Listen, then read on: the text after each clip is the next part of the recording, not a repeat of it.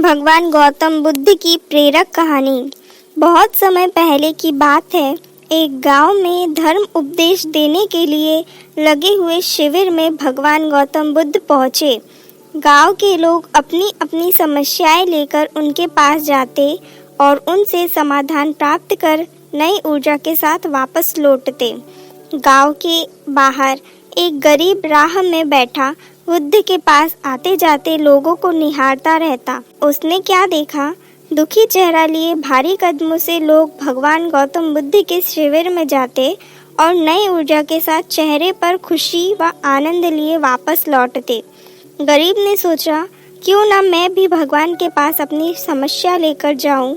यह सोचकर हिम्मत करके वह भी शिविर की ओर चल पड़ देता है। शिविर में एक एक कर क्रमबद्ध तरीके से व्यक्ति को प्रवेश मिलता है, इसलिए वह भी अपनी बारी की प्रतीक्षा करने लगा। जो कुछ उसने रास्ते में देखा, अब यहाँ उसे साक्षात देखने को मिल रहा है। लोग एक एक कर अपनी समस्याएं बता रहे थे। भगवान गौतम बुद्ध चुपचाप शांति से सबकी समस्या सुनते और जवाब देते। उसकी भी बारी आई। उसने भगवान गौतम बुद्ध को प्रणाम किया और बोला, भगवान, मैं ही गरीब क्यों? भगवान गौतम बुद्ध मुस्कुराए और बोले, तुमने कभी किसी को दिया ही नहीं, इसलिए गरीब हो।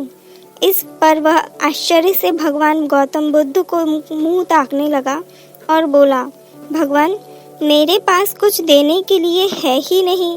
बड़ी मुश्किल से गुजारा हो पाता है और कभी कभी तो भूखे ही सोना पड़ता है। इतना गरीब हूँ। भगवान गौतम बुद्ध शांत भाव से बोले, तुम्हारे पास एक चेहरा है, किसी को भी मुस्कुराहट दे सकते हो। तुम्हारे पास एक मुंह है, किसी की भी प्रशंसा भरे शब्दों में कुछ प्रशंसा कर सकते हो। जो हाथ तुम्हारे पास है, किसी की भी मदद कर सकते हो।